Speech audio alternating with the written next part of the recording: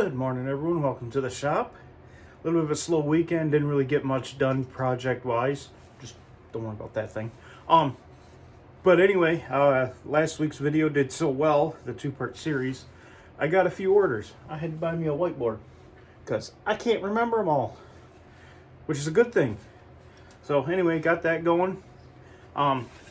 Working on Eric's bowl a little bit, just filling in some cracks, stabilizing it a little bit, so that when I turn it, it doesn't go orbital on me. I'll probably do the actual turning on it next weekend.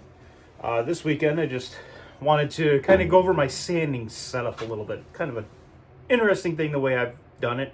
I haven't seen anybody else do it this way. So let me take you over there to the standing station and show that to you.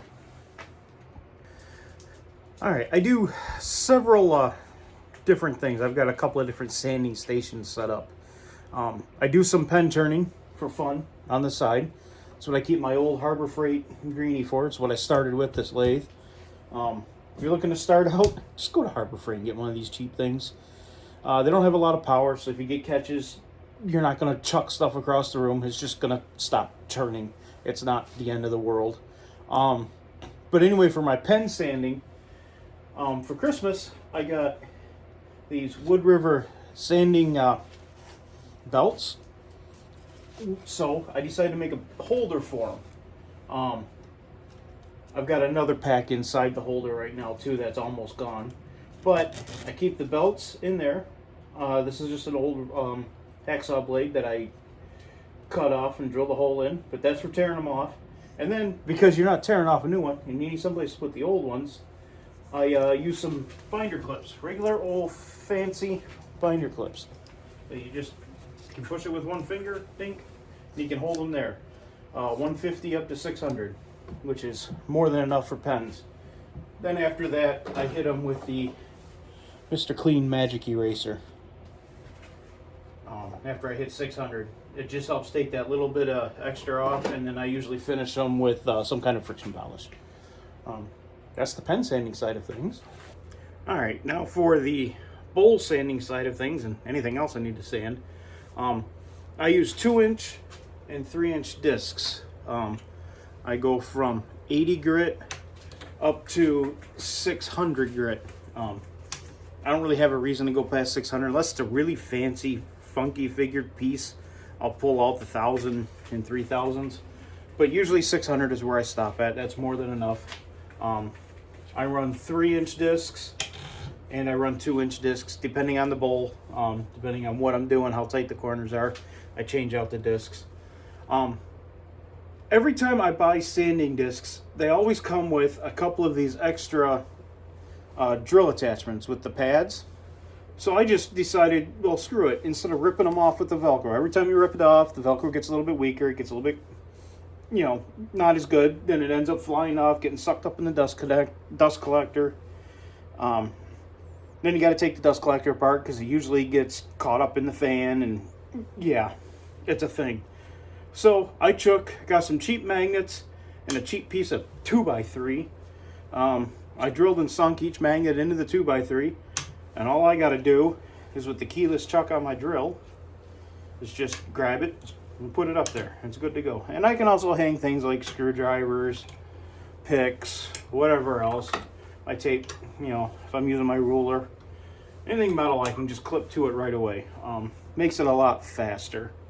For the coarse grits, I don't run a soft foam pad on it. I keep these fairly firm because these are still leveling and taking tool marks out and making things uniform. When I get to 180, I go with the soft pad because I'm not trying to remove large amounts of material. I'm just trying to remove scratches from the 80 and the 120. Work my way up from there.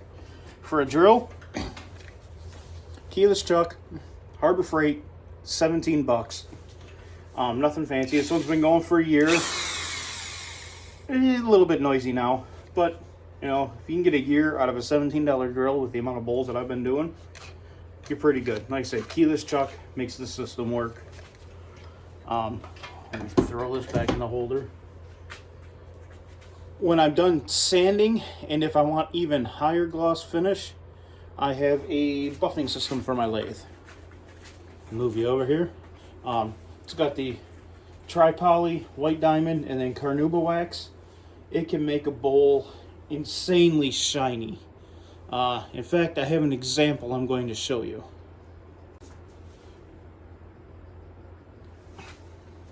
Alright, this is a bowl that I did back in 2020. It's one of my first bowls, one of my first cherry bowls. But you can see, it's not all that shiny or glossy. You know, it's still pretty. I mean, it's still got some shine. But when I hit it with the buffing system, that's what happens. And this is old finish. This has been on there for a while. You know, I just, for fun, wanted to see how the buffing system worked. But look at that difference. I thought that was kind of neat. I was just practicing on something. But the amount of shine.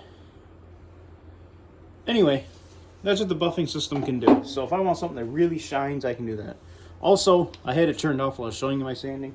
I got a light mounted under here because you can never have too much light on the lathe. I mean, look at that difference. Just helps you spot everything. That's the basics of my sanding stations. I'm going to pull you off the mount now, and we're going to go for a little bit of a walk because sanding is sanding, and sorry about the hand. But I've also got my 2-inch discs in a small cabinet, you know, because you need lots of them. And I've got more storage for sanding. That's not all the sanding. We've got more. Let's take you around over here. Oh, you're seeing the whole shop. But I've also got sanding for my my palm sander. I got a 5-inch palm sander. And more sheets for sanding, and discs, and belts for the belt sander, which was behind me in the very beginning of the video. Let's take you over there. For removing tenons, I just use my belt sander. It's easier, it's faster. Yeah, it's a belt sander. It removes stuff fast. That's what it's for. But anyway, that's my sanding. Oh, one more thing. Get yourself one of these cheap rubber sandpaper cleaners. 2 seconds on the sandpaper, it's like brand new. I'll take you over here to the belt sander since it needs it, and I'll show you.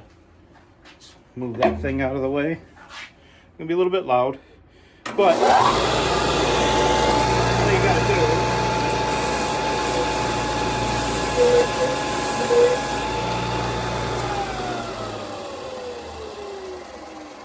Eventually it'll come to a stop.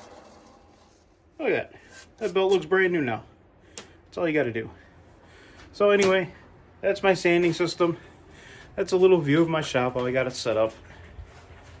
Maybe later I'll talk about why I set it up this way or how I got to this point in my shop. But anyway, I just wanted to give you guys a little view of the sanding system. Alright, I said I was going to wait and maybe sometime later talk about how I got started, what I got started with. I didn't always have big, fancy, beautiful bandsaw like that. That's actually a recent purchase. My big lathe, I've only had for about a year and a half now. I started out small. When I'm talking small, I'm talking Craftsman, 12 volt, Next Tech. You know, it's cheap, simple, but they work. You know, that drill that's now used to move the guide up and down on my big bandsaw, that was my drill. You know, cheap, 12 volt jigsaw. Started out slow, started out cheap. Every time I build something, I buy something else. Built a few things and got a good deal on an old Craftsman radial arm saw. I had to do some reworking on it, new table, clean it up and everything. You know, then I got myself an old skill saw, table saw. Again, nothing fancy, but it works. I still use it. Built it into my bench. Slowly worked my way up. Then I decided to move up. I needed a bigger drill. So I started with, you know, the 19 volt system from Craftsman. Cordless chop saw, which I still use all the time. You know, keep working my way up. I needed a bandsaw. Went to Harbor Freight. got a little bandsaw. You know what? I still use it. I like it. Went to a garage sale. Got myself a little bit nicer table saw. Built a sled for it. Now I can dedicate it for crosscuts only. And the other one for ripping. It just keeps going from there. Just keep building my way up. I needed a joiner. So, lo and behold, we found us an old Craftsman Joiner. Again, used, needed work, didn't even know if it ran. You know, every time I build something, I take the money, I put it right back into the shop. I don't need the shop to support me right now, so I can use it to build the shop. My plan in the future is for the shop to support me, but for now, every project I sell, every project I make and sell, I use it to buy new stuff for the shop. My latest purchase was the buffing system and a 1-inch bowl gouge for roughing. You know, you don't need it. You don't need 99% of this stuff. Just start. Get yourself a cheap Craftsman drill. Get yourself a cheap small circular saw and just start. If you learn how to do stuff with the small stuff, with the cheap stuff, when you get the new nice fancy stuff, it's just going to be skill adders. Don't get something until you have the skills to do it with, you know, hand tools or simple methods. I'm not against anybody pulling out the old hand saws. You know, I've got hand saws.